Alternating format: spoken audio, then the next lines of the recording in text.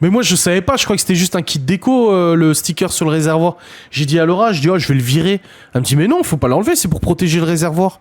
Ah, oui, c'est vrai que ça frotte après avec le manteau. La veste, manteau ou quoi que ce soit. Maintenant, c'est vrai qu'en niveau équipement, j'ai un super casque. Il me manquerait un intercom, mais encore, pour le peu de vidéos que je fais en moto, et pour écouter de la musique un petit peu, ouais. Après, t'as pas trop le droit, mais bon, écouter un peu de musique quand tu conduis, ouais. Mais j'aimerais une veste moto en cuir. Mais pas le cuir d'Enez, la combinaison de plus, tu sais, la combinaison totale là, le truc avec les bottes. Non, je n'ai pas envie d'être, je fais pas de la, c'est pas une sportive, mais genre une veste cuir moto, tu vois. Un cuir léger. Voilà, je vais vous montrer. Voilà, c'est pas ce cuir là. Attends, il était où? Je l'ai vu.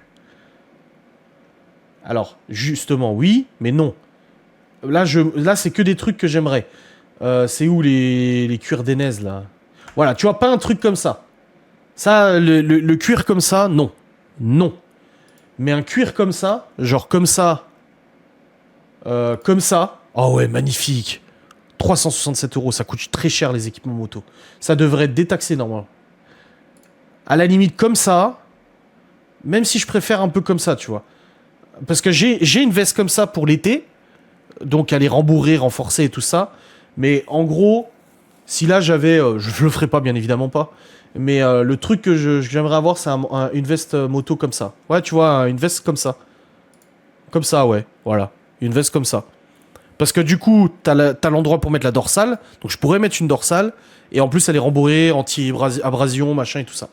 Mais c'est hyper cher des vestes comme ça. Enfin, c'est moins cher que celle que je vous ai montrée avant. Ah non, 299 la Ixon. Mais c'est super cher. Hein. Non, mais t'aimes rien, Timiel. C'est un appel pour un cadeau. Oh non, un cadeau de Noël à ce prix-là, non, non. Non. Non. Ah, mais les équipements moto, c'est une fortune. Après, je suis assuré, hein. Au niveau de mon assurance, bah du coup, pareil, j'avais un peu peur de payer trop cher d'assurance parce que je payais 47 € d'assurance pour la Rebelle par mois. Et là, du coup, ma nouvelle assurance, enfin ma nouvelle, je suis resté à la même assurance, mais ma nouvelle cotisation, je suis à 53 €. Donc je paye 6 € de plus pour la Shiver. Donc ça va, je paye vraiment pas plus cher. Donc j'avais peur de payer un peu plus cher. Alors j'ai l'assurance du Q7 là. Le Q7, je paye 1183 € par an pour le Q7. Donc je paye 98 € par mois pour le Q7. La 3, 798,95 par an. Et c'est du tout risque. Hein. Ouais, ça fait 66 € par mois. Et c'est du formule tout risque et tout. Hein. Et la moto, je suis à 639,13 € par an. Donc ça fait 53 €. Je paye 6 € de plus. Et du coup, j'ai pris par contre le full. Je suis en formule tout risque. Avec ça, j'ai 100 franchises, 0 franchise. J'ai assistance 0 km moto. Donc n'importe où je tombe en panne, j'ai assistance 0 km. Tu m'envoies une dépanneuse et un plateau. J'ai insolvabilité du tiers responsable. En gros, si je cartonne avec quelqu'un qui n'est pas assuré, j'ai 100 franchises. J'ai une assurance instance de vente, garantie jusqu'à 60 jours. En gros, elle continue d'assurer même si je la vends pendant 60 jours. Transfert temporaire sur véhicule de remplacement, garantie jusqu'à 2 fois sur 30 jours, je sais pas c'est quoi. Franchise de vol 350, tentative de vol 350, incendie 350, ça c'est la franchise. Mais surtout, j'ai équipement hors série garantie jusqu'à 300 €. Et j'ai l'équipement du motard, j'ai une garantie jusqu'à 1000 €. Tout l'équipement que j'ai toutes les factures chez Honda. Si demain je viens me viander, sauf les bottes, parce que les bottes je les ai achetées chez Vinted, mais en gros, ma veste qui a coûté 300 balles ou 250 balles, si je me viande et qu'elle est foutue, si mon pantalon moto il est foutu alors que je l'ai payé 130 ou 150, tout ça m'est remboursé par l'assurance. L'assurance me prend en charge jusqu'à 1000 € d'équipement. Le casque, la veste. Donc même si demain j'ai à acheter une veste à 370 balles, elle est assurée. Donc de toute façon, si je me viande, il me rembourse. Donc tu peux en racheter une quoi. J'en ai acheté une à 150 €. Après, oui, il n'y a pas que 300 balles, hein, j'en vois d'autres, mais le truc, c'est qu'il faudrait quand même un truc vachement costaud. Je roule en roadster, maintenant, je suis plus en rebelle, je suis plus en custom, et les chutes, c'est pas les mêmes, quoi. Oui, non, mais les assurances, elles sont toujours les championnes pour pas payer, on est bien d'accord avec ça. Mais dans tous les cas, je prends quand même une assurance. Ça serait, de toute façon, c'est complètement inconscient de rouler sans assurance. J'ai roulé pendant des années sans assurance. Ouais. Bah là, maintenant, je suis quasiment en bonus 50. Mais en gros, oh, de 2000... Ah, je le dis, hein, de 2000... 2009 à 2014, je roulais sans assurance. Ouais. Donc en cas de carton, c'était la merde. Mais voilà, il fallait pas. Hein. Surtout qu'après, du coup, ça obligeait à repartir en bonus zéro, quoi. Coucou. Tu veux que je cache? T'es flou, ça va? Oui, oui, oui. Bah en fait, ce qui s'est passé, c'est que en 2000... alors attends, ça remonte à tard l'époque. J'ai eu ma première voiture. Donc c'était la Saxo de ma mère. J'étais assuré dessus, pas de souci. Ensuite, j'ai acheté la Peugeot 207. J'étais assuré dessus, pas de souci et tout. Après la 207, j'ai acheté la Honda Civic. Et quand j'ai eu la Honda Civic, j'ai eu un carton du coup en Belgique qui n'était pas, j'étais pas responsable, mais fatigué et tout, j'ai pas fait gaffe et je l'ai eu dans l'os.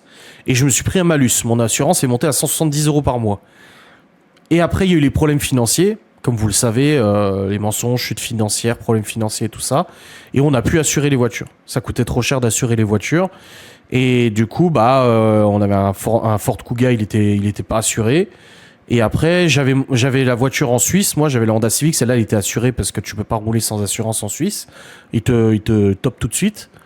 Et après, retour du coup en Lorraine avec le fichage Banque de France. Et là, on a repris la 307 de mes parents. Et là, assurance directe. Et du coup, je cumule depuis là. Depuis 2013 du coup. Mais oui, pendant quelques années, plus d'assurance. C'est extrêmement grave. Hein. Attention, ne faites pas la même chose. Je m'en vante absolument pas. Mais à ce moment-là, le problème, c'est que j'étais le seul à avoir un permis français. Et du coup...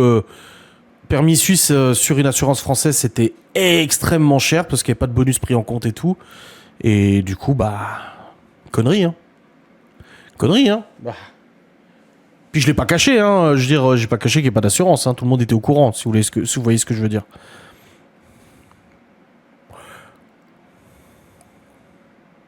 Ouais, mais quand t'es jeune, t'es con, tu sais. Tu te rends pas compte du danger, tu te rends pas compte de la connerie que c'est. Après, moi, j'en connais des gens aussi qui ont roulé sans assurance et tout. Et aujourd'hui, à mon âge, je me dis, mais quelle inconscience. Moi, je veux dire, quand je savais que... Parce que la moto, je savais que j'allais la chercher. C'était déjà une semaine avant que vous le voyez en vlog. Je savais déjà que je l'achetais parce que j'avais déjà fait le nécessaire, les papiers et tout. Direct, j'ai appelé l'assurance. Direct, j'ai dit à l'assurance, faut m'assurer à partir de telle date et tout ça, tu vois. Donc aujourd'hui, je suis beaucoup moins inconscient qu'à l'époque.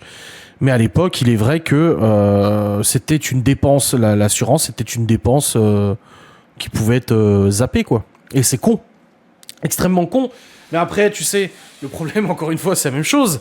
Tu veux montrer aux gens que t'as une grosse voiture, un gros 4x4, toute option, en leasing en plus, un leasing à 1000 balles par mois, putain. Et aujourd'hui, mais je me dis, mais mon Dieu. Et du coup, qui dit grosse bagnole dit grosse assurance. Et toi, tu dis, oh là, je vais pouvoir montrer aux gens un gros 4x4, tout bien, toute option, machin et tout ça. Mais l'assurance derrière, elle est grosse aussi. Je veux dire, le Q7, la bagnole a plus de 10 ans, je paye 98 € d'assurance par mois. Alors que je suis quasiment bonus 50. Je suis là à deux doigts d'avoir le bonus 50, hein. Je crois, hein.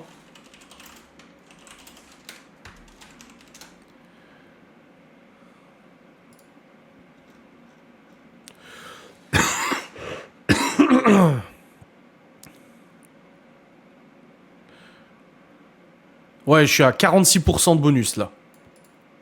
Bah oui, ça fait 11 ans. Je suis à 46% de bonus, actuellement.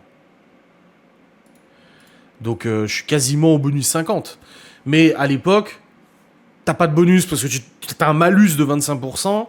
Permis suisse, c'est pareil, c'est extrêmement cher d'être assuré en France. Tu prends une grosse bagnole pour montrer à tout le monde, t'as la plus grosse des bagnoles, la plus belle des bagnoles. Tu passes d'une Honda Civic, ça allait, tu arrives à l'assurer. À une bagnole, en plus en leasing, c'est très cher les assurances. Et tu te retrouves avec une assurance à 200, 250 balles par mois. Et connerie sur connerie sur connerie sur connerie. Bah oui. Grosse voiture, petit kiki. Bah absolument, ouais. C'est pour ça que j'ai un Q7. J'ai un tout petit zizi. Enfin, aujourd'hui, le Q7 est quand même plutôt justifié dans la mesure où il faut cette place. Et même si on le prend pas tous les jours pour sortir tous ensemble, on est content de l'avoir quand il faut sortir tous ensemble. Donc je trouve que le Q7 est quand même un véhicule de choix. Maintenant, en étant conscient que ça coûte cher, les pièces et tout ça. Mais voilà, je trouve que c'est bien.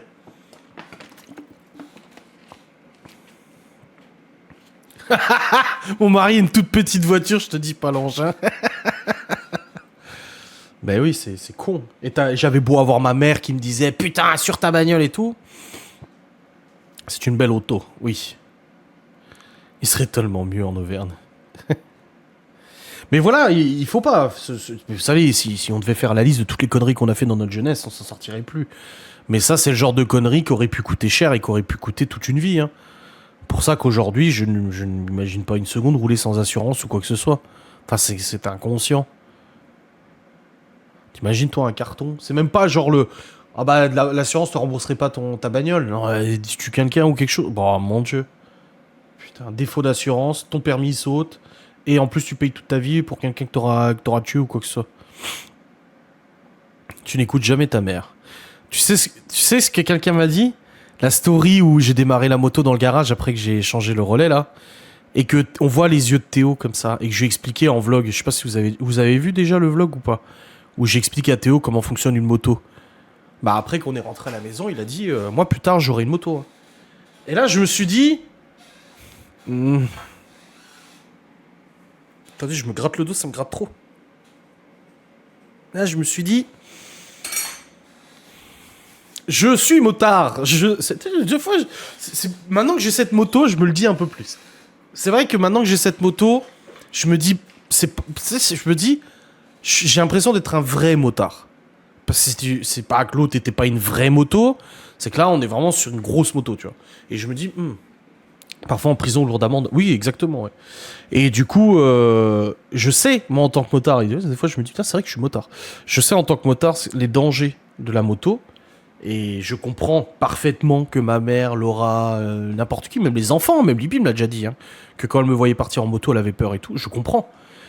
Maintenant, c'est un risque, c'est sûr, mais combien de fois Laura l'a dit, putain, mais si j'avais su, j'aurais jamais parlé de moto, putain. Après, tu peux te planter en bagnole aussi, hein. Mais aujourd'hui, ce que j'expliquais à une abonnée, aujourd'hui, à mon âge, je suis pas un pilote, je sais pas parfaitement conduire une moto. Je suis pas un as de la route, je suis pas le meilleur conducteur du monde, mais aujourd'hui à mon âge, je me dis ça va. Si j'avais une moto dans les mains il y a 15 ans, comme je roulais il y a 15 ans, alors là laisse tomber. Aujourd'hui je suis beaucoup plus calme en voiture, enfin je sais pas, Miguel et Anto, ouais, si des fois on a fait un peu le con, mais je suis beaucoup plus calme aujourd'hui. Moi, ce que j'aime bien en bagnole ou en moto, c'est juste ces accélérations. C'est la sensation de pousser. C'est pas prendre des virages à 300 à l'heure, c'est pas poser le genou dans les virages. C'est juste l'accélération que j'aime. Moi, c'est cette sensation d'accélération. La vitesse, au bout d'un moment, ça me fait un peu peur. Donc, non. Et combien de fois j'ai toujours eu des bagnoles puissantes, mais combien de fois je me suis fait déposer par des bouses? Ça m'est arrivé plein de fois de me retrouver à taper un peu, à faire un peu d'arsouille avec des mecs qui sont dans des bagnoles qui font 2 fois moins de chevaux que la mienne.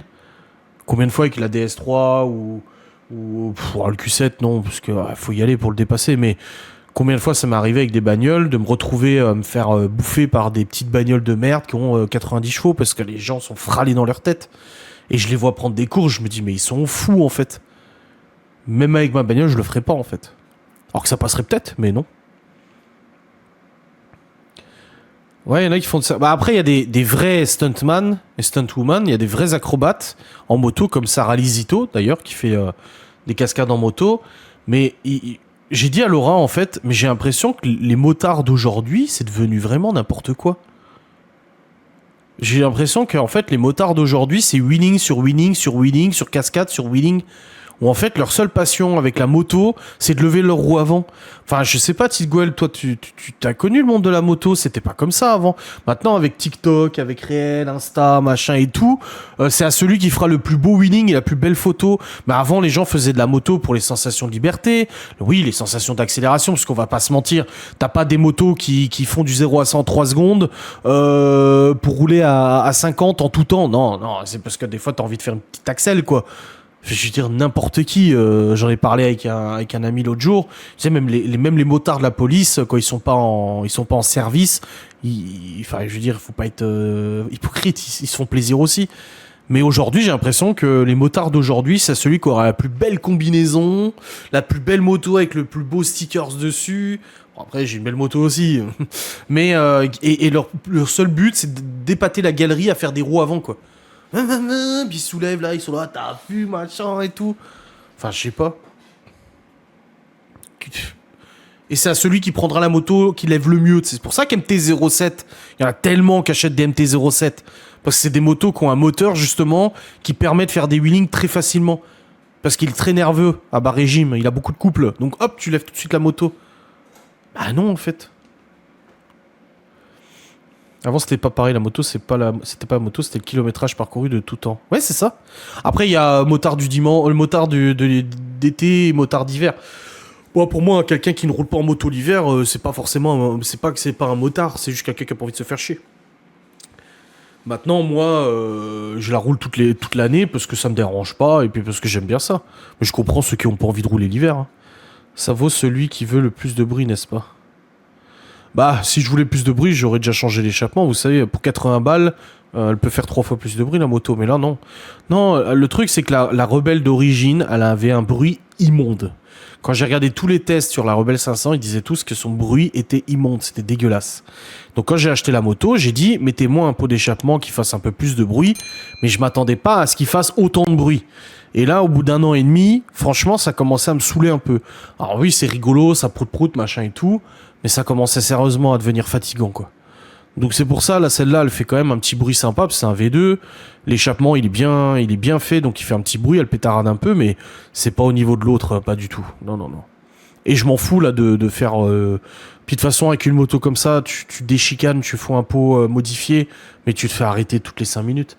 En un an et demi, je me suis jamais fait arrêter par la gendarmerie ni la police avec la Rebelle. On m'a jamais contrôlé les papiers de la Rebelle. Jamais, jamais, jamais. Et avec celle-là, mais je suis sûr que là, dans les semaines à venir, je me fais arrêter. S'il y a un contrôle de police, il m'arrête. Sûr.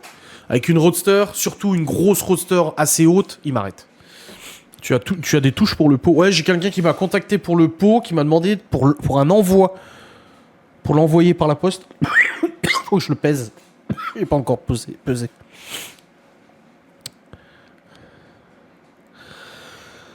Tu peux te casser la figure sur le trottoir? Oui, c'est sûr.